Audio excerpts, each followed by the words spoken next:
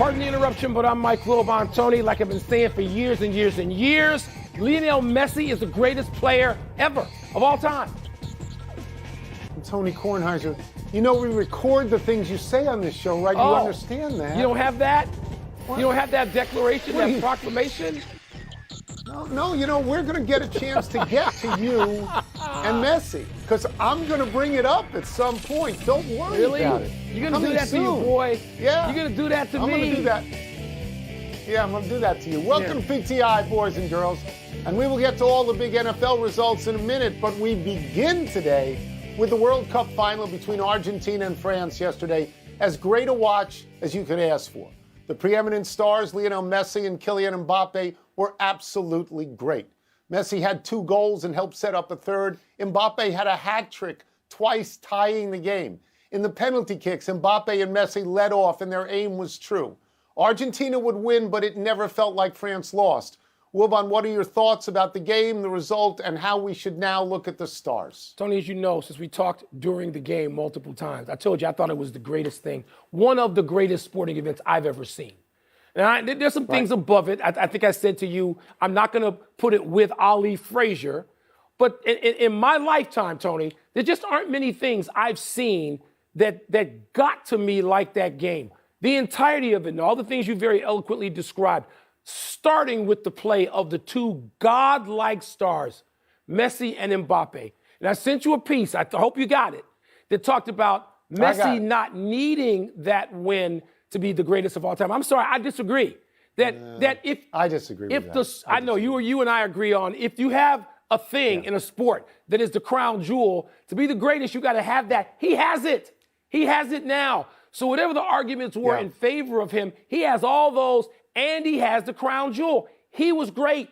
Mbappe they were incomprehensibly great. I loved every second of it. I didn't even want to watch the NFL the rest of the day. The World Cup was that great, Tony. So those are my thoughts. Yeah, so anyone who has watched this show knows that I don't know a lot about soccer, and I don't claim to, but I know a lot about thrilling after watching sports for a lot of years. I could not take my eyes off this. I could not. Mbappe, what he did, France is down 2-0 in the game. Yes. Then he ties it. Then they're down 3-2 in the overtime, and then he ties it again. So all credit to Mbappe and France. But as I've told you, the single greatest moment for me in that game was very, very late in regulation when Messi is, I guess, right outside the box, and he kicks it. And the French goalie hits it, and it goes over the crossbar. That must have come at him at 150 miles an hour. A rocket, as they say. That was just unbelievable. It was a great thing to watch. But let me get to Messi and you for a second. Because you have said for years that you couldn't accept that Messi was the greatest of all time because he hadn't won the World Cup, and I have agreed with you. That's right. But it also occurs to me, Mike, that this is a particularly American point of view, that what we do is we care about rings. We haven't even have commercials to say, he ain't got no rings. Right. We may be the only country on earth that gives out rings. And we give them out every single year. Every sport plays a championship every year. This guy has to wait for 4 years. For him to go out like this in his last shot, to be that great throughout the tournament and in this particular game, to coolly make that penalty kick, and same with Mbappe, when the whole world is watching you do that, that's an incredibly great exit. So if you want to say, if anybody wants to say it's the greatest of all time, I don't know enough to argue, but I will say if you say that, no one can tell you to shut up now. No, there's nothing, he did it. He's absent nothing. There's nothing he's lacking. That's right. So there's no argument to that effect. Right. I saw a picture somewhere on maybe Instagram of Messi with a smile on his face that was so authentic. And he's holding a Chicago Bulls jersey. And it doesn't have 23 on it. Doesn't have 23. That's 10, his number. But, you know, what he's thinking, when he's looking at that jersey and he's smiling, he's equating it with Jordan. You know, and so I'm out of, there's no argument. You're not going to hear me argue against it anymore. But by the way, who's the best player today? If you had to construct an argument, you're writing a column. Who's the best player in the world today? Who you taking? today. Well, I'm sure it's Mbappe. I assume it's Mbappe, but I don't follow this enough to know. You're the one one who says it's Mbappe. You're going to follow it more now? Did it get you? Did it capture you? Yeah, every 4 years, but not the rest of the time, no. Okay, Archie. No. Really? Okay. It's not for me. Let's move to Sorry. the NFL, which will make Tony more comfortable, where two names synonymous with winning had terrible losses yesterday. Tom Brady, the golden boy, and the Bucs blew a 17-0 lead at home to the Bengals, eventually losing 34-23. And Bill Belichick's Patriots needed just to run out the clock and get to overtime against the Raiders, but instead, they tried to lateral their way to a miracle win. The Raiders' Chandler Jones intercepted the last toss and ran it 48 yards for the winning score with no time left on the clock. What a stiff arm by Jones on your boy Mac Jones, Tony. By the way, did Brady or Belichick have the worst loss?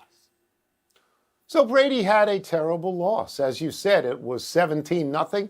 Cincinnati then scored 34 unanswered points. Brady turned the ball over himself 4 times in his own half of the field. It's a terrible loss. Doesn't come close to the other loss from Belichick and New England. That's the worst play I've ever seen. Ever. It's unbelievable. The guy Jacoby Myers is somewhere in the red zone and then runs the other way for 15 to 20 yards, then throws it the other way an additional 15 to 20 yards. What are you doing?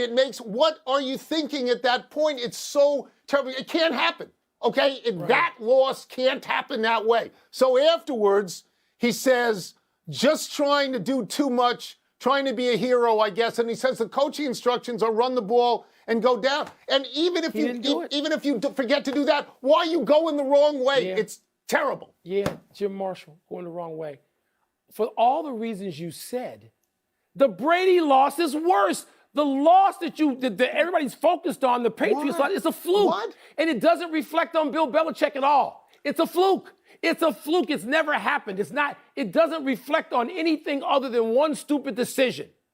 Tom Brady was terrible. Right. The golden boy, the greatest quarterback, he was terrible. He's been terrible for weeks. It reflects on him. That loss is tied to him directly. The loss the Patriots had is not directly tied to Bill Belichick.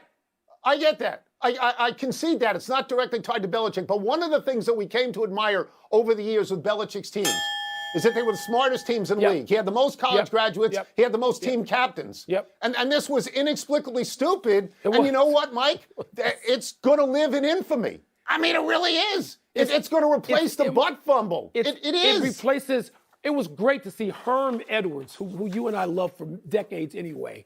Back long before anybody at ESPN knew of Herm Edwards. We go back with Herm, we do. Right. To see Herm on the set and able to talk about scooping up that Joe Pisarcik stupid snap thing in the Meadowlands 100 million years ago. It's going to replace that. Like the butt fumble is nothing. But to replace Herm, I don't want to see Herm replaced, actually, but it's going to replace it. Let's go back to the Saturday games. The Vikings had the greatest comeback in the history of the NFL from down 33-0 to Indianapolis to an overtime 39-36 win. The Bills had to come back from 29-21 in the snow against Miami, of all teams. I wish you were colder, to score the last 11 points and win 32-29 at the buzzer. Wilbon, who had the more significant comeback? The Vikings. There's no question about this. The Buffalo Bills, had they lost, were playing an equal. They're playing a peer, right? They're playing a division peer that we know is good. I know Miami's had some losses, but none of them are embarrassing or stupid. Miami is still really good. I know you don't want to face them in the playoffs necessarily. They lost to Buffalo. That's fine. The Vikings, you and I have discussed this. I did not quit that game because the way the Colts were scoring, Tony, at the beginning, I'm like, you know what? This is fluky too. And the Vikings have a high-powered offense, and Kirk Cousins has more fourth quarter comes back. How about that? Than anybody out there active right now, I guess, except for Brady. And more this year. Because he puts himself in a hole for 3 quarters. Somebody puts him in a hole. That's why he's got to come back in the fourth. But he doesn't. Yeah. You like to hate on Kirk Cousins for some reason. You just will not let it go. Well, you need to let it go now. You got to eat this one, homie, because he scored from 33 down. He said, Kornheiser, you like that? I know. Eat this. Right. The significant it's comeback so great belongs to that the Vikings. you're trying to do this to like equate Kirk Cousins with Lionel Messi and your folly for 10 years. Stop. Look, I'll make a small case that Buffalo's comeback is better in this regard. Real small. They would have lost the number 1 seed in the AFC to Kansas City had they lost, and Minnesota was locked into winning their division anyway. And that is the last I will talk about Buffalo at all, because the other game is actually unbelievable. Yes. I'm an English major. It's unbelievable. There was no precedent for this in the history of the NFL. That's right. Nobody had ever come back from 33 points. Absolutely unbelievable. Well, in the regular season. The Colts simply collapsed on offense and on defense. They were like a souffle when it's touched. They collapsed. And I'm going to say this. The Colts have to they have to excuse and get rid of their entire coaching staff. Every single one of them. Jeff Saturday needs to come back to television where he is terrific. And the finger needs to be pointed where it ought to be pointed at Jimmy Irsay. He wants Dan Snyder out of the league? Are you kidding me? Tend to your own garden. Your team is a joke at the moment, right? Am I right on this? That's horrendous, that loss. They've had one bad loss other than they had that Cowboys loss, like 50-some points they gave up. But I don't know. I'm not going to I don't think it's a referendum on everything they have. I think the Vikings need some credit, which you refuse to do. That's fine. No, Mike, they made the comeback. But when you look at that game, the first thing you think of is Colts lose, not Vikings win. I thought Vikings win. I think Vikings win. They really? Came back. I stayed with that game. That's because you follow the Vikings. I do. Let's take a break. I hate the Vikings, but I like what they did. Does Washington have good reason to be upset with the officiating in their loss to the New York Giants? Man, who was officiating that game? Irsay? And the Cowboys, they lost to the Jags, but still clinched the playoff berth. So did the loss really matter? What happened to the Washington team should be embarrassing. Matt Ryan needs to go gracefully. Got to go. He's on the wrong end. ESPN 2 was made for mail time. Come on, don't be insulting. Others. Do the Commanders have good reason to be upset with the officiating? Personally, I would condone any profane thing that the Commanders or their people say about NFL officiating at the end of the game. One, they go 9 layers deep to find some technical garbage by which to nullify a touchdown that would have put them ahead in the final seconds of the game. That's bad enough. But to then be gutless enough not to call pass interference on this penalty. It's gutless. There's lots of gutless officiating at the end of games. If that's not pass interference, take the damn call out of the books. That crew needs to be suspended, somehow penalized, because it affects, very likely so, what will happen with the division winner. It's irresponsibly gutless, and the league needs to apologize not just to the Commanders, but anybody who was watching that game. Yeah, so I'm not going to disagree with that because the calls were bad. I mean, Terry McLaurin points to the referee, says, am I on the line? And then they flag him, and the call in the end zone was terrible. But I don't have as much sympathy with Washington as you do because the Giants were 1-4-1 in their last 6, and Washington was 6-1-1. They were coming out of a bye. They were at home. They would concentrate on the Giants for 2 to 3 weeks, and they couldn't have separation for them. They should have won this game easily. And by the way, everybody's up at the board talking about what their chances are to make the playoffs. If the playoffs start today, they're actually still in the playoffs. Yeah. I believe they're a half a game ahead of Seattle, which loses all the time, and a half a game ahead of Detroit, which does not lose, actually. That's right. Detroit does not lose. It's an embarrassment by the NFL. Get it right. Did yesterday's loss to Jacksonville shake your confidence in the Cowboys? No, because I don't have any damn confidence in the Cowboys. The Cowboys are doing what they often do. They often, get to December and they collapse and they have losses. Now, Jacksonville is pretty darn good. And I'm going to let you, because I know where you're going to go. You're going to go to the coaching of Jacksonville. I'm not going to steal that from you. I am. So what Jacksonville's doing is wonderful. It is not Dak Prescott's fault that his receiver had butterfingers of hands and couldn't hold on to a pass. That should not even be ruled an interception. It should be ruled receiver's fumble. They got to come up with a new category since you have all these stupid numbers out there anyway. I don't have any confidence in the Cowboys. Do you? Yeah. Well, I'm the guy who's been sitting here for 2 months saying Jalen Hurts is the MVP. Yeah. Now, he may miss the next game, which is an important thing. I'm the guy sitting here for a month and a half saying the 49ers are going to be in the Super Bowl. So I have no particular confidence in the Cowboys. But let me talk about Jacksonville for 10 to 15 seconds. Mike, you often go on this show and you say the coaching in the NFL stinks. Yep. At least half the coaches are no good. Am I right? Yep.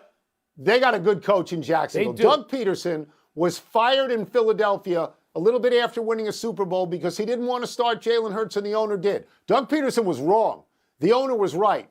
But he came down to Jacksonville. They had Urban Meyer. They were a disaster. They were 3-14 last year. Now, they're still under 500. They're 6-8. They're going to win the but division. They've won 4 or 6. They're going to win the division. They're eligible for the playoffs. Yes. The two biggest stories of turnaround this year are Jacksonville and Detroit. Yep. And Doug Peterson's a good coach. He's a good coach. Tony, Nothing they're there. going to Let's win take their one last break. division, the Jaguars. They are. They could.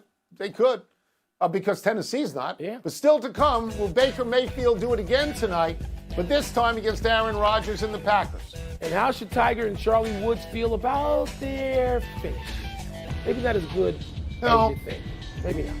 You can see what good coaching does. They're competitive all the time. Happy time, people. Happy 25th birthday yesterday, Ronald Acuna Jr. The Braves star outfielder was Rookie of the Year in 2018. In 2019, Acuna had 41 homers, 101 RBI, and led the National League in steals with 37 and runs with 127. Pretty good year, huh? In 2021, Acuna had 24 homers, 52 RBI, and 17 steals in 82 games, half a season when he tore his ACL. Acuna came back in 2022 with ordinary numbers, 15 homers, 50 RBI, and 29 steals in 119 games. The Braves need a big comeback from Acuna, who was a 2-time All-Star and a 3-time Silver Slugger, because their stars are leaving. Last year was MVP Freddie Freeman leaving for the Dodgers. Over the weekend, shortstop Dansby Swanson left for 7 years and $177 million from your Cubs, Wilbon. That's right, Tony. This was a credibility signing for the Cubs as they try to both rebuild with a lot of young talent and also fill in with some money they've got by going out and getting Swanson. They could have gotten Correa maybe, but didn't want to give up that much money for 13 years. It's a big deal for the Cubbies if they're going to climb back into serious contention after having a really good August, September last year. Happy anniversary, Jim McMahon. On this day 42 years ago, the punky quarterback and his Brigham Young teammates found themselves down by 20 points in the Holiday Bowl to SMU and the Pony Express backfield of Eric Dickerson and Craig James. McMahon led a 3-touchdown comeback in the final 2:33 of the game, culminating with a 41-yard Hail Mary to tight end Clay Brown for a 46-45 win as time expired. McMahon threw for 446 yards in that game. Not only were McMahon, Dickerson, and James in this game, but so was the great returner Visikahema, and Andy Reid, your boy, was a BYU lineman. This past Saturday, they played again in the New Mexico Bowl, and BYU stopped a 2-point conversion with 8 seconds left to hold on for a 24-23 win. Let me go back to Jim McMahon, Tony, who is, of course, a celebrity on a very, very, very high level in my hometown for leading that team to this only Super Bowl championship. You can find him now on a golf course in Scottsdale, which I sometimes do. And Jim McMahon won a Super Bowl in his 4th season. That puts Justin Fields on course for a Super Bowl 2 more seasons from now. He's got next year when they have a lot of talent. They got money in draft picks. And then the next season, we might have expectations. I'm just saying. Jim McMahon plays golf in his bare feet. It's really Sometimes, weird. not as much. Happy trails to the next few weeks on the court for Anthony Davis. The often injured center of the Los Angeles Lakers is injured again. Raise your hand if you didn't see this one coming. Really? Davis hurt his right foot in the Lakers game against Denver on Friday night. The Athletic reported Davis will miss 1 month of games.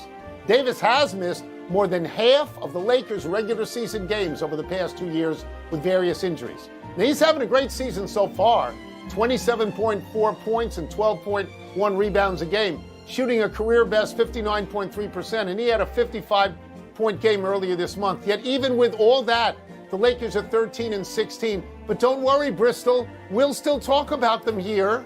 Yeah, we will, because LeBron's not playing tonight. Some ankle soreness, apparently, Tony, against the Suns. But Anthony Davis is having a year that reminds you of me, of Karl Malone. I mean, he's having a huge year. They need him back, and hopefully he only misses a month or less, hopefully. Karl Malone played 82 I games know. a year forever. The numbers. I'm talking How can about he the remind numbers. you of Karl Malone? The numbers, performance. Let's go to the big finish. Let's do it. It's such an errant comparison. Big finish. Your boy Devin Booker had 58 for the Suns in a win over the Pelicans. Nikola Jokic had 40, 27, and 10 in a Nuggets win over the Hornets. Bigger deal. Jokic going for that third straight MVP, which is going to be difficult to get. Hey, Booker beat New Orleans. You just trashed the Suns last week for losing twice to New Orleans. That's he right. came back and beat them. That's They right. were down big in the fourth, in the That's third right. anyway. That's right. Dion, your man, and my man. And Jackson State lost the Celebration Bowl in their undefeated season in overtime against North Carolina Central. Your thoughts, Tony? He did a great job there, and I really am curious to see how he does in Colorado. Tons of men's college hoops Saturday. Biggest win. Houston won at UVA impressively. And Gonzaga won against Alabama in Birmingham. Again, impressive. Tiger and Charlie finished 8th of 20 at the PNC. Your reaction? You're 13 years old, Charlie. Get off him. No expectations, please. Last one. Monday Night Football, Rams at Packers. You taking Baker Mayfield or Aaron Rodgers? I'm taking the Cheeseheads big. Make no mistake. We're out of time. We'll try and do better the next time. Happy Hanukkah, everybody. I'm Mike Wilbon.